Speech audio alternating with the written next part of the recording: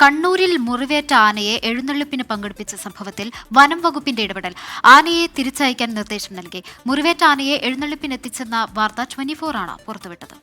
ഫോറസ്റ്റിന്റെ അപേക്ഷ മാനിച്ച്, അതായത് ഓരോ നിർദ്ദേശം മാനിച്ചിട്ട് നമ്മൾ ആനേനെ എഴുന്നള്ളിക്കുന്നില്ല. ഇനി വൈകുന്നേരം ആ വെയിൽ താണു കഴിഞ്ഞാൽ ആനേൻ്റെ ആൾക്കാർ അത് മടക്കി കൊണ്ടുപോകും. നമുക്കിപ്പോൾ എന്ന് പറഞ്ഞു കഴിഞ്ഞാൽ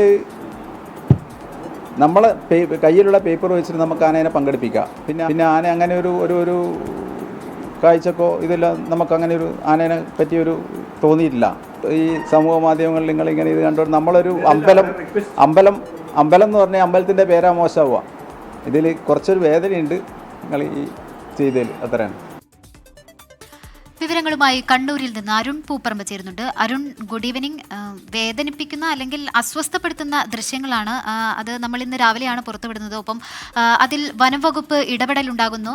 ആനയെ തിരിച്ചയക്കാൻ നിർദ്ദേശം നൽകിയിട്ടുണ്ട്. ഈ ആനയെ എപ്പോഴായിരിക്കും തിരിച്ചു കൊണ്ടുപോവുക? ഇതിപ്പോൾ അത്രയും വലിയൊരു മുറിവ് ഉള്ള സ്ഥിതിക്ക് ഇനിയിപ്പം ചികിത്സയ്ക്കൊക്കെ കടക്കേണ്ടതുണ്ടല്ലോ. അങ്ങനെയുള്ള വിവരങ്ങൾ ലഭ്യമാകുന്നുണ്ടോ അരുൺ?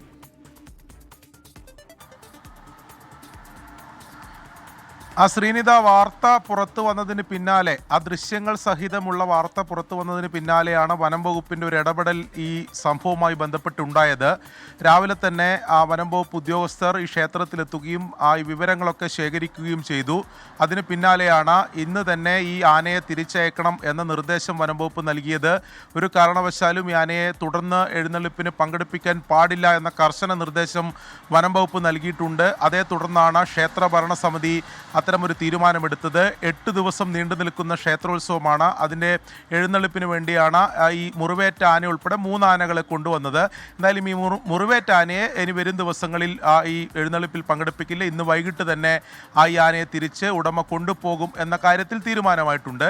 മറ്റൊന്ന്, ഇതിൽ ഈ ക്ഷേത്ര ഭരണസമിതി നൽകുന്നൊരു വിശദീകരണം, അവർക്ക് ഇതിൽ ഈ ആനയുമായി ബന്ധപ്പെട്ട് ഫിറ്റ്നസ് ഉണ്ട്. എഴുന്നള്ളിപ്പിന് ആവശ്യമായ ഫിറ്റ്നസ് ഈ ഉടമ ഹാജരാക്കിയിട്ടുണ്ട്.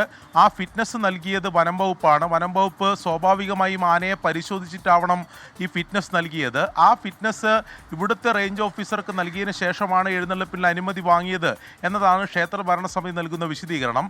അങ്ങനെയാണെങ്കിൽ ഇത്രത്തോളം ആരോഗ്യ പ്രശ്നങ്ങളുള്ള, നമുക്ക് പ്രത്യക്ഷത്തിൽ തന്നെ ആ ദൃശ്യങ്ങളിൽ കാണാം, ഏകദേശം ഒരു 6 മുറിവുകൾ ആ ആനയുടെ അദ്ദേഹത്തുണ്ട്. അതിൽ കാലിൽ ഏറ്റ മുറിവ് ആഴത്തിലുള്ള മുറിവാണ്. അതിൽ പഴുപ്പ് സംഭവിച്ചിട്ടുണ്ട്. അങ്ങനെ ഗുരുതരമായിട്ടുള്ള ആരോഗ്യ പ്രശ്നങ്ങൾ നേരിടുന്ന ഒരു ആനയ്ക്ക് ഈ എഴുന്നള്ളിപ്പിന് വേണ്ടിയുള്ള ഫിറ്റ്നസ് എങ്ങനെ വനം വകുപ്പ് നൽകി എന്ന ചോദ്യം പ്രസക്തമാണിതിൽ. അതിന് വനം വകുപ്പ് സ്വാഭാവികമായും മറുപടി നൽകേണ്ടതുണ്ട്. അതിൻ്റെ അന്വേഷണം നടക്കുന്നു എന്ന വിശദീകരണമാണ് വനം വകുപ്പ് നൽകുന്നത്. ഇത് പാലക്കാട് നിന്നുള്ള ആനയാണ്. സ്വാഭാവികമായി ഇതിൻ്റെ ഫിറ്റ്നസ് അവിടെ നിന്നാണ്, അവിടുത്തെ വനം വകുപ്പ് വിഭാഗമാണ് നൽകിയിട്ടുള്ളത്. ആ ഫിറ്റ്നസിൻ്റെ രേഖകളുമായാണ് ഇവർ ഇവിടെ ക്ഷേത്രത്തിൽ അത് ഹാജരാക്കുകയും അതിനുശേഷം ഈ എഴുന്നള്ളിപ്പിന് പങ്കെടുപ്പിക്കുകയും ചെയ്തത്. എന്തായാലും ക്ഷേത്ര ഭരണസമിതിയുടെ വിശദീകരണം പൂർണ്ണമായി ഇതിൽ നിലനിൽക്കില്ല. കാരണം അവർ പറയുന്നത് അങ്ങനെ അവർക്ക് പ്രത്യക്ഷത്തിൽ ആരോഗ്യ പ്രശ്നങ്ങൾ തോന്നിയിട്ടില്ല എന്നതാണ്. പക്ഷേ അങ്ങനെയല്ല. ആ ദൃശ്യങ്ങൾ നമുക്ക് കൃത്യമായി കാണിച്ചു തരുന്നുണ്ട്. ആ ആന ഗുരുതരമായ ആരോഗ്യ പ്രശ്നങ്ങൾ നേരിട്ടിരുന്നു. ദയനീയമായ കാഴ്ചയാണ്. സ്വാഭാവികമായും ഈ തിരിച്ചയക്കുന്നു എന്നതിനപ്പുറത്തേക്ക് ഇതിൽ നിയമ നടപടി ആവശ്യമാണ്.